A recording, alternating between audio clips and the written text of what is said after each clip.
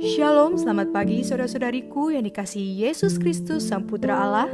Kita bertemu lagi dalam Renungan Pagi yang dibawakan oleh Pendeta Drison Ginting dengan tema khas Bersama Allah di Waktu Fajar. Semoga firman Allah bersama Anda sepanjang hari. Selamat pagi dan semoga damai Tuhan menjadi bahagian kita. Renungan kita pada hari ini Selasa 24 Mei 2022 dengan judul Jika Umatku Mencari, Aku akan mendengar. Ayatnya di dalam 2 Tawarikh 7 ayat 14. Dan umatku yang atasnya namaku disebut merendahkan diri, berdoa dan mencari wajahku, lalu berbalik dari jalan-jalannya yang jahat, maka aku akan mendengar dari surga dan mengampuni dosa mereka serta memulihkan negeri mereka. Tidak seorang pun dari rasul-rasul atau nabi-nabi yang pernah mengaku tidak mempunyai dosa. Orang yang hidup paling dekat dengan Allah, orang yang rela mengorbankan nyawanya gantinya berbuat kesalahan, orang yang dihormati Allah dengan terang dan kuasa ilahi, telah mengakui sifatnya yang penuh dosa.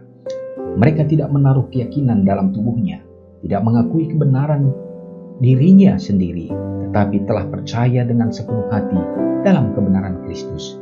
Demikianlah pula dengan semua orang yang memandang kepada Kristus. Kita perlu menutupi segala sesuatu yang dapat mendorong kepada kecongkakan dan merasa diri kuat. Oleh sebab itu, kita harus waspada dalam memberi atau menerima pujian yang muluk-muluk. Adalah pekerjaan setan untuk melecehkan. Ia suka melecehkan serta menuduh dan menghakimi. Dengan demikian, ia berusaha merusakkan jiwa. Orang yang memberi pujian kepada manusia digunakan setan sebagai alatnya. Hendaklah pekerja-pekerja Kristus memimpin setiap kata pujian jauh dari mereka. Hendaklah diri itu dikeluarkan dari pandangan. Kristus saja yang harus ditinggikan. Bagi Dia yang mengasihi kita dan yang telah melepaskan kita dari dosa kita oleh darahnya, hendaklah setiap mata dan pujian, setiap hati diarahkan ke atasnya. Kehidupan di mana takut akan Tuhan didambakan tidaklah akan menjadi kehidupan yang sedih dan suram. Ketidakhadiran Kristuslah yang menjadikan wajah sedih dan kehidupan menjadi pengembara yang penuh keluh kesah. Orang yang dipenuhi dengan penghargaan terhadap diri dan cinta diri tidak merasakan persatuan pribadi yang hidup dengan Kristus. Tetapi Kristus yang tinggal dalam jiwa adalah suatu sumber kesukaan bagi semua orang yang menerima Dia. Kunci inti dari firman Allah adalah sukacita. Saudara yang kekasih dalam nama Tuhan, sungguh luar biasa. Renungan kita memberikan satu poin-poin yang penting bagi kita.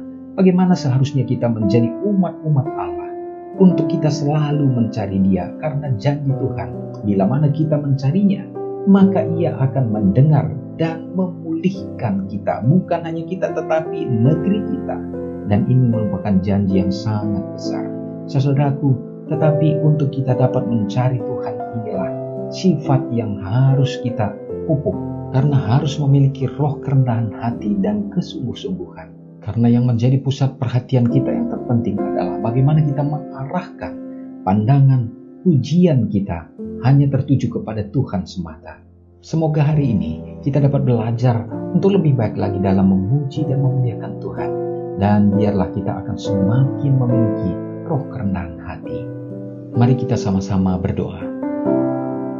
Bapa Semawi yang bertahta dalam kerajaan surga, kami datang dan bersujud kepada Tuhan, bersyukur oleh karena kejadian kami begitu dahsyat, oleh karena Engkau menjadikan kami menjadi anak-anak-Mu untuk serupa dan segambar dengan Tuhan. Itu adalah merupakan karya yang terindah yang Tuhan berikan dalam kelemahan kami sebagai manusia, Bapa, sehingga membuat kami jauh dan jatuh ke dalam dosa. Tuhan, kami memohon, biarlah kiranya kuasa pengampunan Tuhan menjadi bagian kami. Kami mau untuk merendahkan diri, mencari Engkau ya Bapa. Dengarkanlah kami, sehingga Tuhan kami dapat kembali diangkat untuk menjadi anak-anak-Mu. Ya Tuhan, di saat kami akan menantikan kedatangan Tuhan, tetapi kami juga melangsungkan kehidupan kami di dunia ini. Kami hanya membutuhkan kekuatan daripada Tuhan. Kami membutuhkan pertolongan-Mu ya Bapa, memberkati umat-umat-Mu. Begitu banyak pergumulan-pergumulan yang selalu diperhadapkan dengan umat-umat Tuhan dalam kehidupan kehidupan baik secara pribadi, demikian juga dalam keluarga. Semoga kehadiran-Mu ya Bapa menjadi guru untuk memberikan kebijaksanaan dan juga memberikan kedamaian, dan ada sukacita yang akan dinikmati umat-umat-Mu menjadi Eden yang kecil di dunia ini.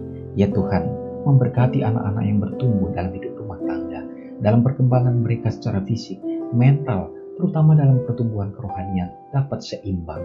Demikian juga dalam meraih harapan cita-cita melalui pendidikan, perkuliahan, bahkan yang sedang mencari pekerjaan, Tuhan akan tuntun, Engkau akan tunjukkan yang terbaik. Demikian juga yang sudah layak untuk mendapatkan pasangan hidup mereka, Tuhan juga yang akan mempertemukan dengan yang tepat, yang mana itu akan membuat mereka juga ada di dalam kebenaran. Hamba-Mu berdoa bagi orang-orang tua kami juga yang sudah lanjut usia di dalam segala kelemahan secara fisik. Tuhan akan memberkati, menguatkan, dan memberikan kesehatan dan umur yang panjang, terutama ya Bapa, iman pengharapan mereka untuk tetap setia di dalam Tuhan, Engkau akan teguhkan.